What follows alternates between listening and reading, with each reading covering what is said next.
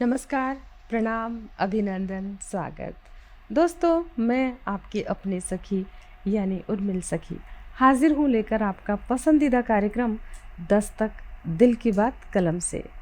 आप सभी जानते हैं कि दस्तक एक ऐसा कार्यक्रम है जिसमें हर बार आपकी मुलाकात होती है एक ऐसे ख़ास मेहमान से जो साहित्य की दुनिया में अपनी ख़ास पहचान रखते हैं। और आज इस कड़ी में आपकी मुलाकात जिनसे हम करवाने वाले हैं उनके बारे में आपको बता दें कि वो क्या क्या करते हैं। तो दोस्तों, आप विधाओं की अगर बात करें, आप साहित्य की विधाओं में गीत, गज़ल, कहानी, लेख, संस्मरण और लघु कथा, कहानियाँ भी आप लिखते हैं और यानी कि साहित्य की लगभग सभी विधाओं में आप दखल रखते हैं।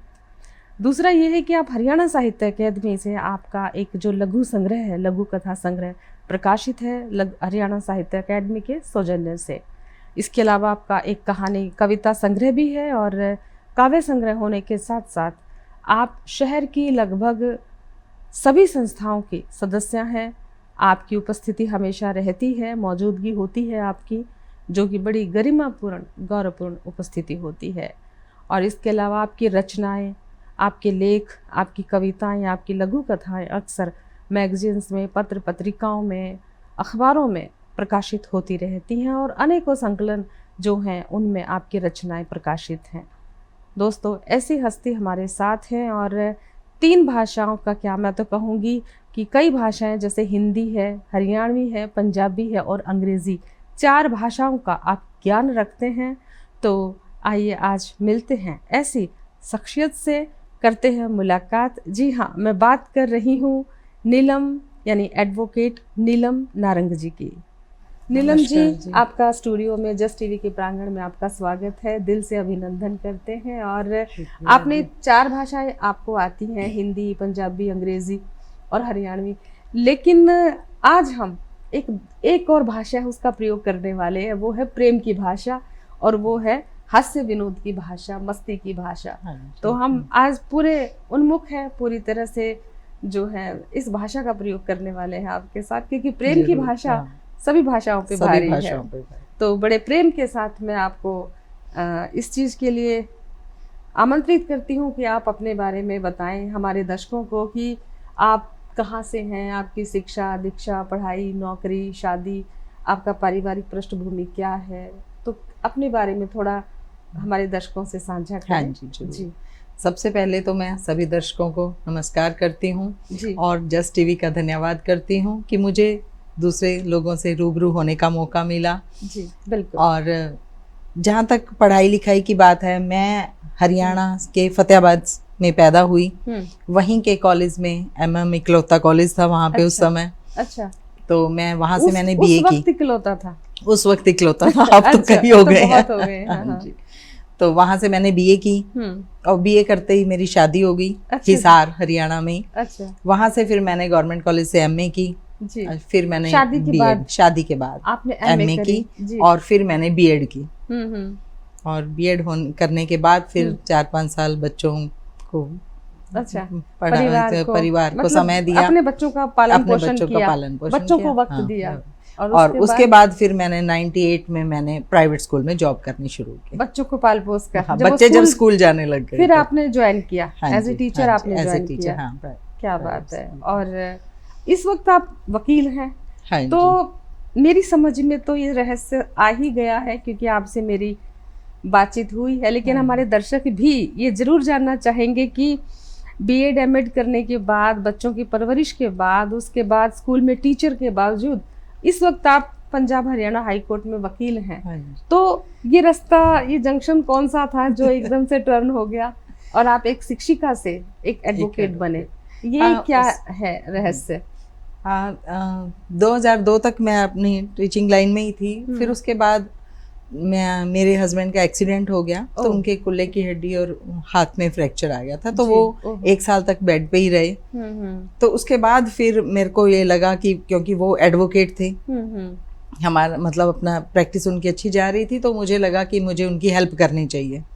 तो फिर इसलिए मैंने जो है वकालत की पढ़ाई की, LLB की मैंने। अच्छा, और फिर उसमें कौन से सन में करी? फिर आपने? मैंने 2006 में की।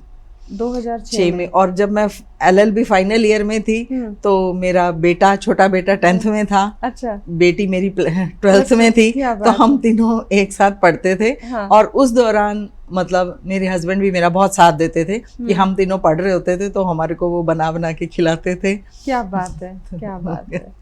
बहुत तो इस तरह से वो फिर सफर शुरू हुआ। तो फिर 2010 के बाद फिर मैंने, बेटी की शादी हो गई थी जल्दी। अच्छा। तो फिर उसके बाद मैंने अपनी प्रैक्टिस हिसार में ही शुरू की थी। और फिर 2018 में उनकी मृत्यु हो गई, डेथ हो गई। तो उसके बाद फिर कोविड आ गया। तो मतलब मैं वहाँ एक काफी टाइम कुछ नहीं किया, खाली बस लिखती थी। फिर बेटा यहाँ चंडीगढ़ में सेट था। तो फिर चंडीगढ़ में भी अभी आप पंजाब हरियाणा अब मैं पंजाब हरियाणा हाई कोर्ट पे प्रैक्टिस कर। क्या बात है। तो देखिए दोस्तों, बहुत ही खास हमारी आज की शख्सियत है, मेहमान है।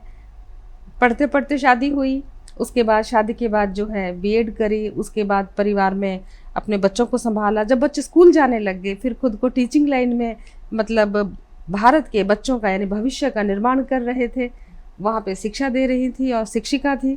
और फिर पति का सपना पूरा करने के लिए वकालत करी, LLB करी। और अब किसी वजह से हालातों के बदलते हालात के बाद आप जो हैं पति के जाने के बाद, उनका देहावसान के बाद आप उनका सपना पूरा कर रही हैं, पंजाब हरियाणा हाई कोर्ट में वकील हैं। तो कौन कहता है कि स्त्री कमज़ोर है? मुझे लगता है भारतीय स्त्री तो कम से कम किसी भी स्थिति से, कहीं भी, हर चीज़ से टक्कर लेने के लिए, मुकाबला करने के लिए बहुत मजबूत है। घर परिवार को संभालती हैं, संस्कृति, अपने कल्चर को, अपने संस्कारों को संभालती हैं और पति के सपनों को भी संभालती है। पहले पिता के सपने, फिर पति के सपने, फिर बच्चों के सबके सपनों को संजो के भी रखती है और अपना सपना भी साथ के साथ पूरा करती है बतौर लेखिका होकर। और ये तो आपकी पृष्ठभूमि रही, आपकी शिक्षा दीक्षा, पढ़ाई, नौकरी, शादी।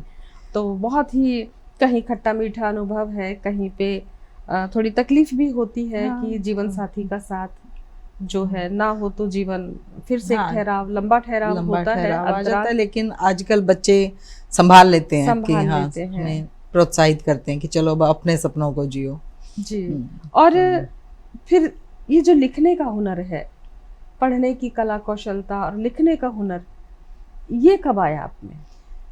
बचपन में ही हमारे घर में, मतलब जैसे मेरे बचपन में ही तो साहित्यिक माहौल था घर पे।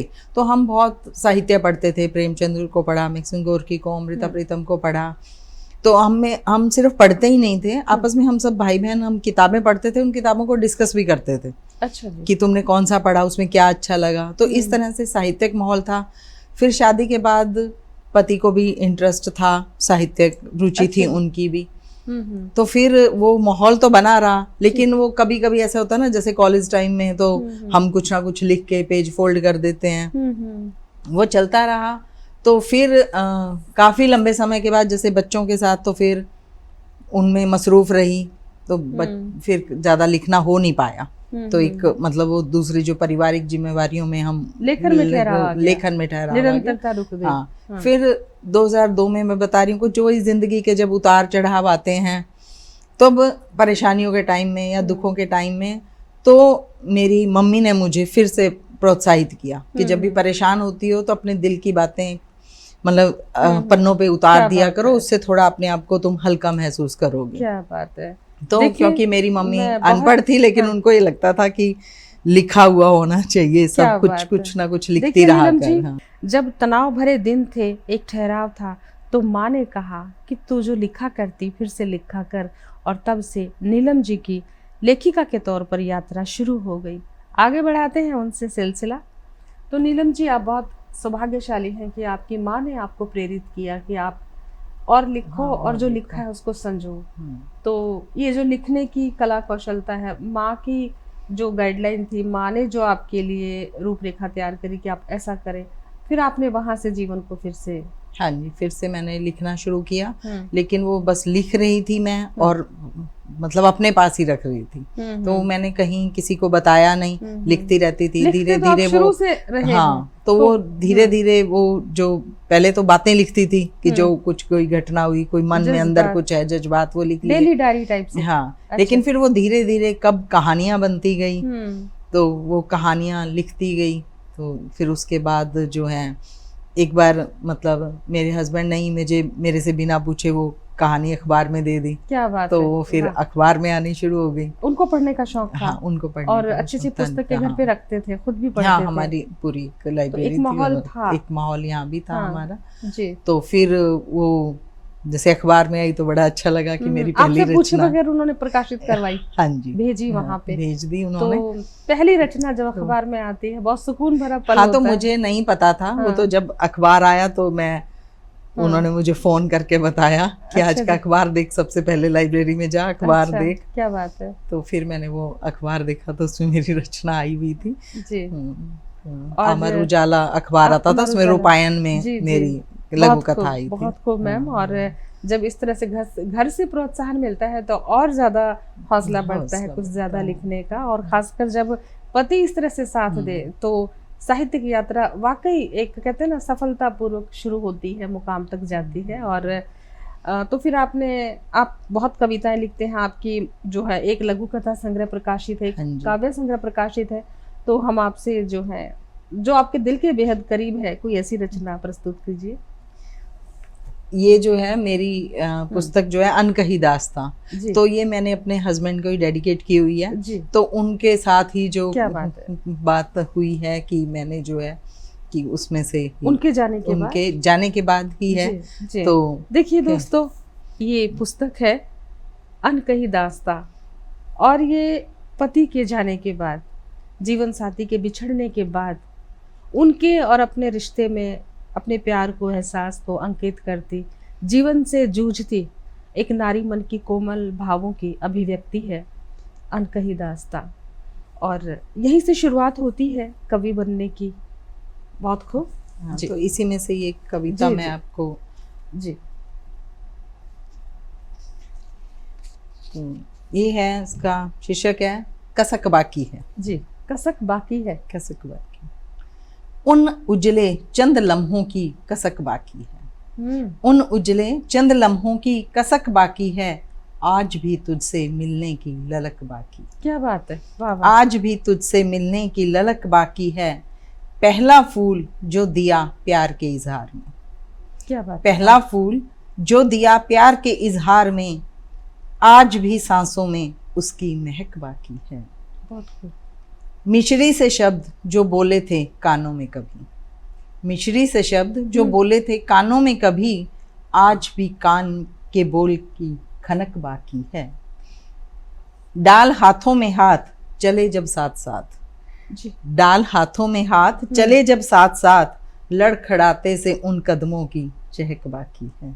क्या बात। संजोए थे जो सपने हमने सुनहरी शाम के, संजोए थे जो सपने हमने सुनहरी शाम के, तेरी याद के सहारे छूना वो फलक बाकी है। क्या बात है। नाराजगी जो कभी जाहिर की प्यार से, अलग अंदाज से मनाने की सनक बाकी है। मुझे देखकर आ जाती थी तेरे चेहरे पे रौनक, मुझे देखकर आ जाती थी तेरे चेहरे पे रौनक, दिल में बसी वो तेरे चेहरे की झलक बाकी है। रूठ कर चले गए जो मझधार में छोड़कर, आज भी नीलम की नम हुई पलक बाकी है।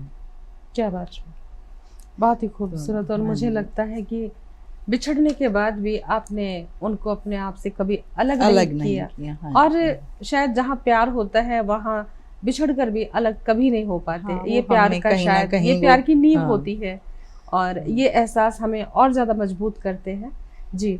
और ये जो आप लिख रहे हैं, तो पहली रचना कब हुई थी फिर आपसे?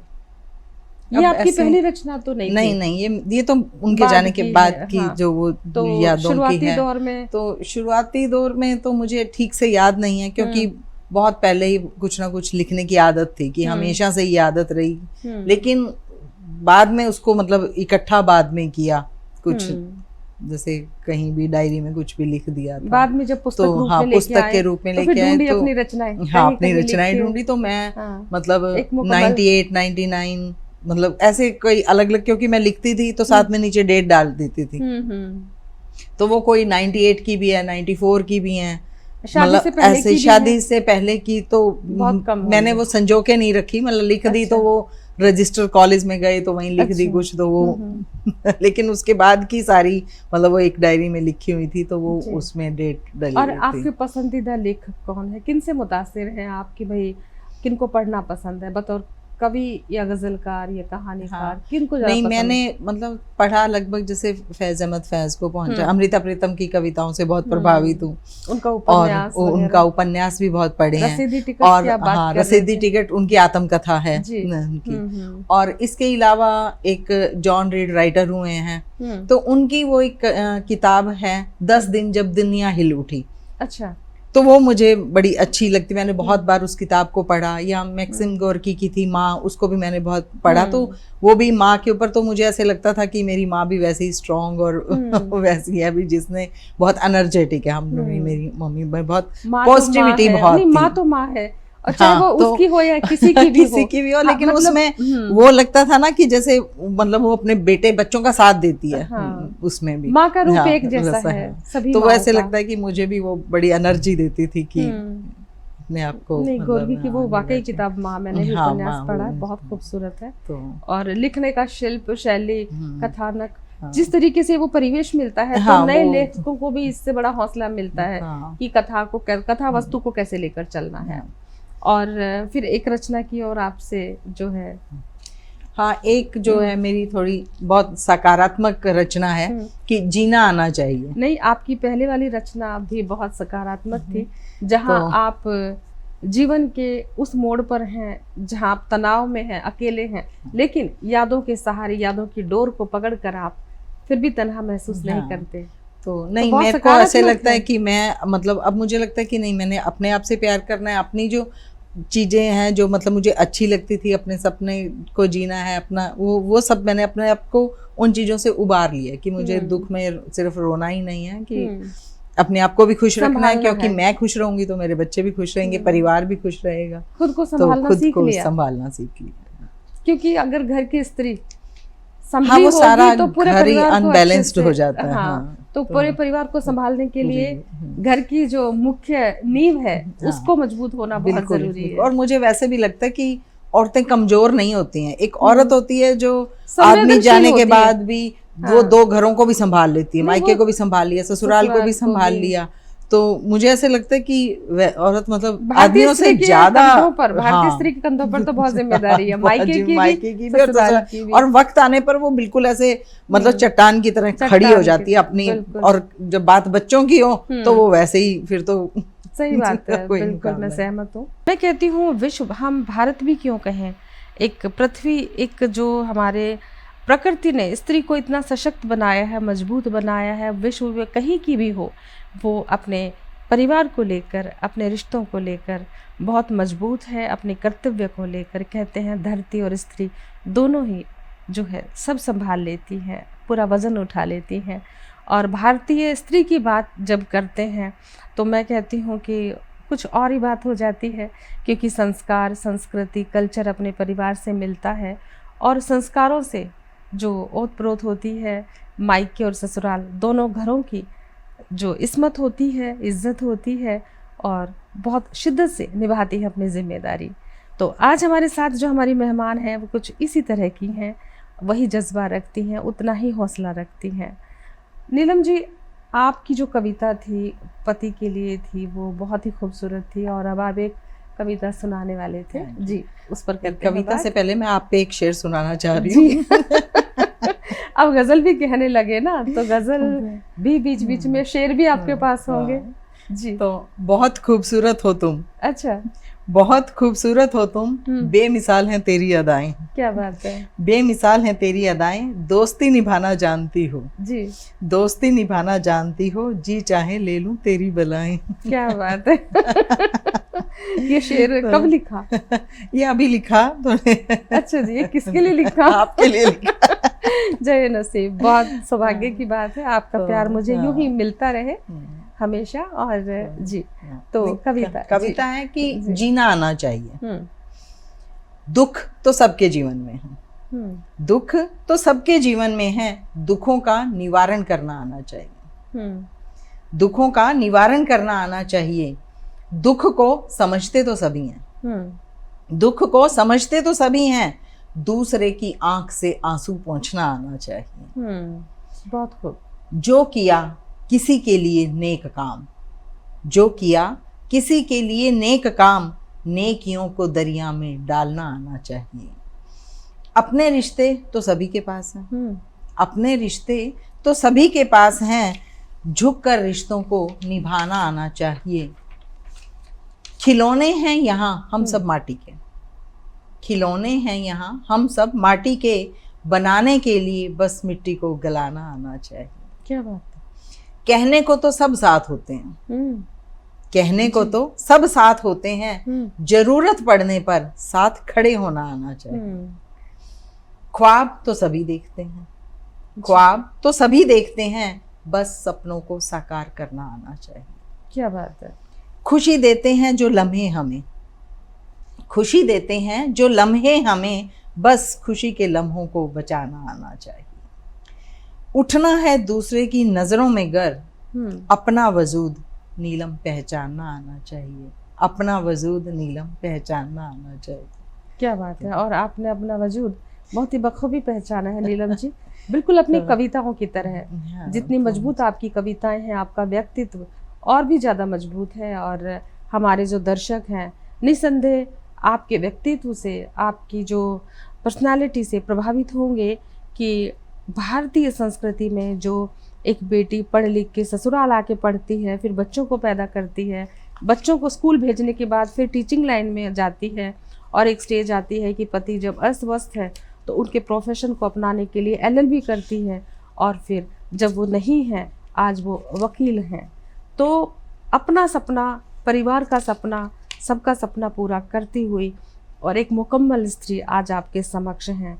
और बातों के सिलसिले में हम तो यही कहेंगे कि प्रेरणा है हमारी जो मेहमान हैं आज की, सभी के लिए एक प्रेरणा है, अपने आप में मिसाल है कि पढ़ने की कोई उम्र नहीं होती, और ख़ासकर सशक्त महिला को तो किसी चीज़ की ज़रूरत नहीं होती, वो अपने आप में सबको संभालती हैं। और जिस तरह से आपने साहित्य को संभाला है, खुद को संभाला है, साहित्य को भी बहुत अच्छे से संभाल रखा है, नब्ज़ आप जो लिख रही हैं। एक सवाल बड़ा संजीदा सा मैं आपसे पूछना चाहती हूँ कि एक लिखने वाला, एक लेखक और एक जो व्यक्ति कुछ नहीं लिखता, यानी दो स्त्री हैं, एक स्त्री कलम से कागज का रिश्ता बनाती है और उस पर अपनी रचनाएं लिखती है, और एक दूसरी स्त्री है सिर्फ गृह स्वामिनी है, गृहिणी है, लेकिन वो कुछ लिखती नहीं है। दोनों की मनोस्थिति में क्या अंतर होता है, क्या अंतर है लिखने वाले में और ना लिखने वाले में? अंतर स्पष्ट करिए जरा। जो लिखने वाली स्त्री होती है तो उसको अपनी मन की भावनाओं को लिखती है, अपनी पीड़ा को समझती है, दूसरे की पीड़ा को भी समझती है। जब वो लिखना शुरू करती है तो शुरुआत तो अपने दुख परेशानियों से होती है, लेकिन धीरे धीरे उसको लगता है कि मेरे जैसे दूसरी भी औरतें हैं, मुझे उनकी परेशानियों को भी समझना चाहिए, उनको लिखना चाहिए ताकि वो दूसरों के सामने ला सके। और फिर धीरे धीरे उसको लगता है कि नेचर, प्रकृति पे लिखना है, या जो कुछ समाज में हो रहा है, हमें समाज के लिए भी कुछ करना है, तो समाज में सामाजिक मर्यादाओं पे लिखना है, प्रकृति पे, त्योहारों पे लिखना है। तो वो धीरे धीरे उसकी जो सोच है वो बड़ी होती जाती है। यानी मैं से निकल कर वो तुम तक पहुंच कर फिर आगे समाज तक, अपने आस पड़ोस तक। अगर कुछ अपने आस पड़ोस में कोई गलत घटना हुई है तो हो सकता है वो डायरेक्ट विरोध ना कर पाए, तो वो अपनी कलम के माध्यम से आवाज उठा लेती है। कलम के माध्यम से आवाज उठाई, या नेचर है, प्रकृति में देखो हमारे इतना कुछ बिखरा पड़ा है, हम कई बार उसको ध्यान से देखते ही नहीं है। चांद तारों को कई बार हम ध्यान भी देखते हैं, उसका ध्यान भी बटता है, अपनी तकलीफ को वो जो कागज पे लिखने लगती है। तो तो धीरे धीरे वो मतलब वो दूसरों की, मुझे ऐसा लगता है वो दूसरों की पीड़ा को ज्यादा अच्छे से समझ पाती है। और जो घर बैठी होती है स्त्री, वो अपनी घुटन, अपनी उसमें घुटन बढ़ती जाती है, तो वो शरीर को रोग लग गया या मतलब वो चिड़चिड़ी हो गई, वो मतलब उसको लगता है कि मैं तो कुछ कर नहीं पा रही हूँ, अपनी वो संभालने वाला उसको कोई नहीं है। जैसे कलम है, मेरी साथी है, मैं अब अकेली रहती हूँ तो मुझे ऐसा लगता है कि मुझे अच्छा लगता है लिखना, मैं खुश रहती हूँ लिखने से, अपनी भावनाएं व्यक्त करती, तो मतलब मैं खुश रहती हूँ, मैं अपने आप में खुश रहती हूँ। हाँ, मन अपना कागज के जरिए अपनी सब परेशानियां बहा दी, तो मुझे कोई यही नहीं, मुझे लगता है कि बहुत सब बड़ा खुश हैं। मुझे इस सवाल का जवाब मालूम था बतौर लेखिका, बट मैं एक दूसरी महिला शक्ति से यही सवाल इसलिए किया कि वाकई जो हमारी बहनें हैं, जो इंटरव्यू देख रही हैं, साक्षात्कार देख रही हैं, सुन रही हैं, तो एक प्रेरणा है कि लिखने वाले और ना लिखने वाले का जो अंतर स्पष्ट हुआ है कि जो लिखता है वो समावेश कर लेता है, हर चीज़ों को एक्सेप्ट कर लेता है,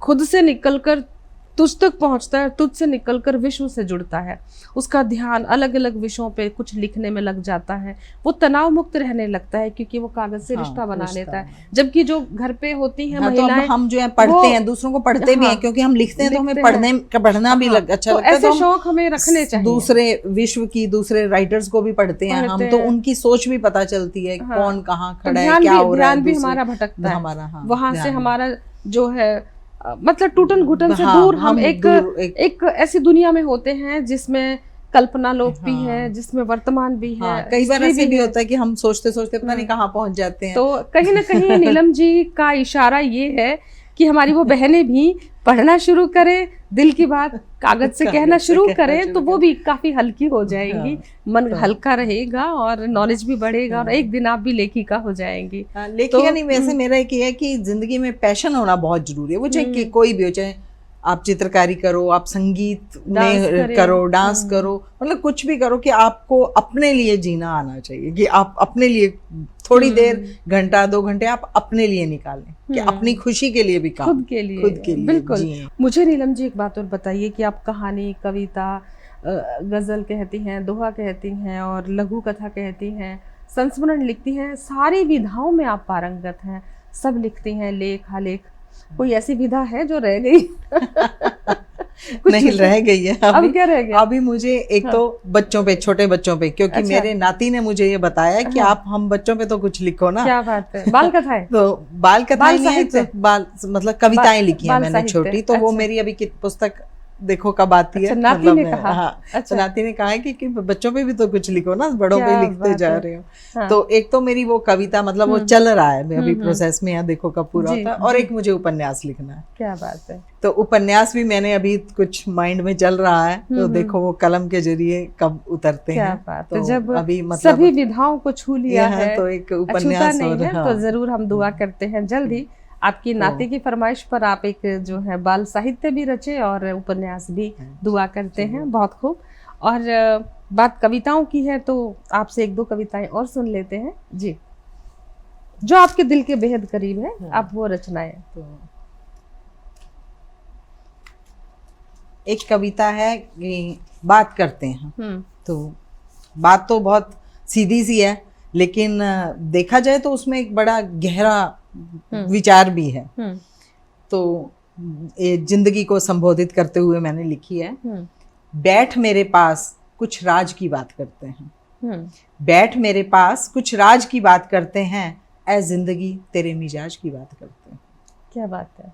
ढूंढनी चाही थी जब महक फूलों की, ढूंढनी चाही थी जब महक फूलों की, मिले जो खार उसी की ही बात करते हैं।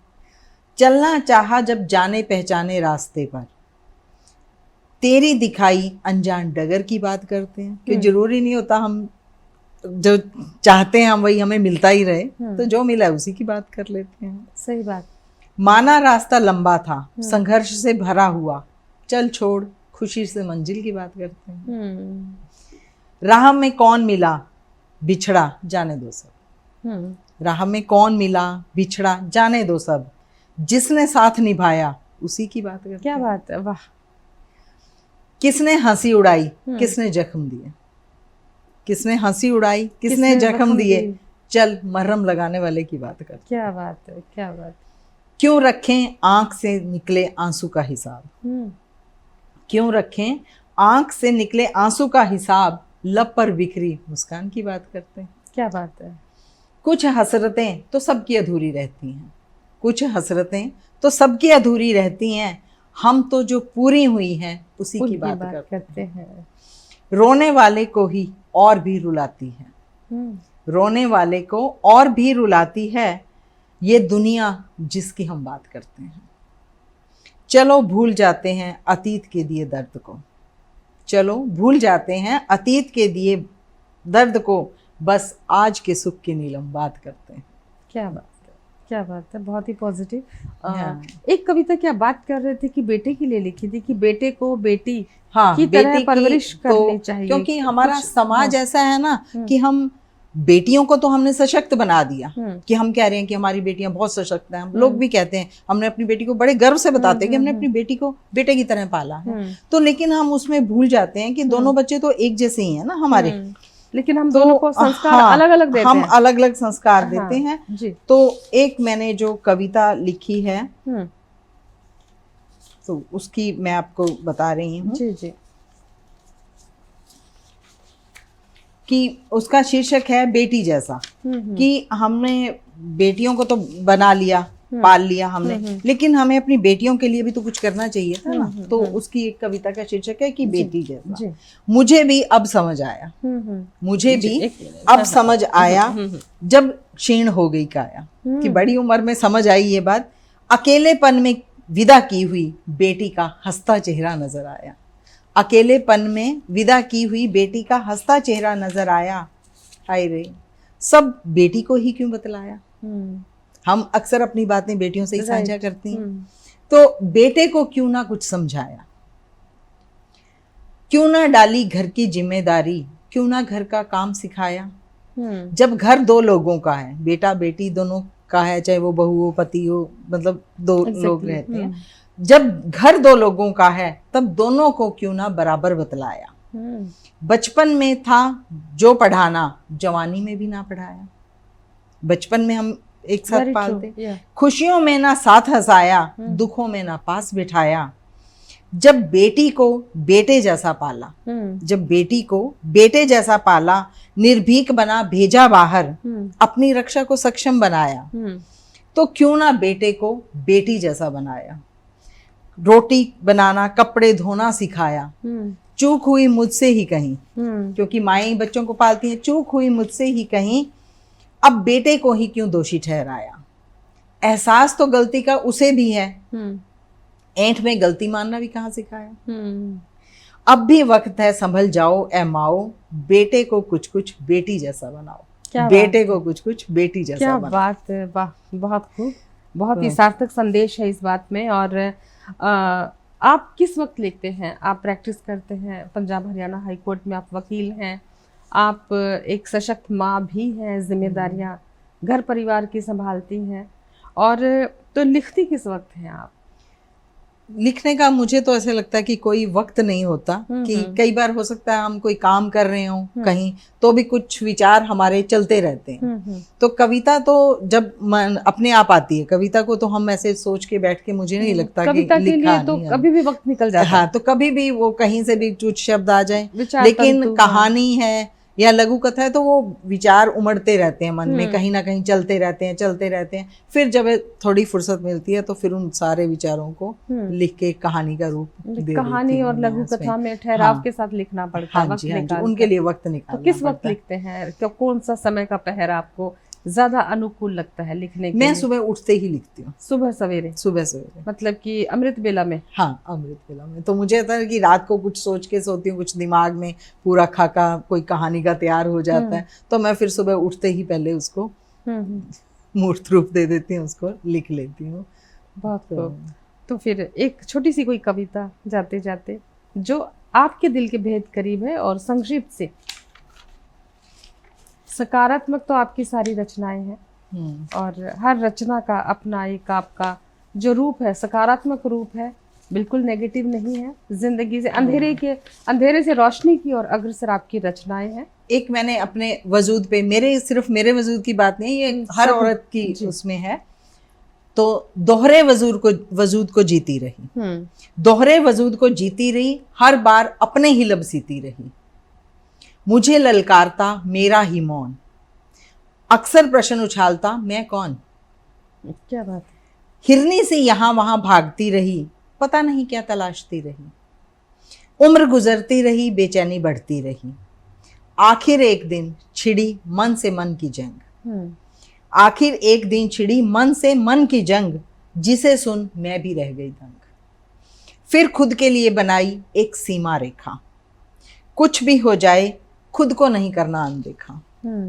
अब मेरी भी अपनी एक जिंदगी है, करनी उसकी भी बंदगी है, जीना है मुझे और आगे बढ़ना है, अपनी हस्तरेखा को खुद ही गढ़ना है। क्या बात है।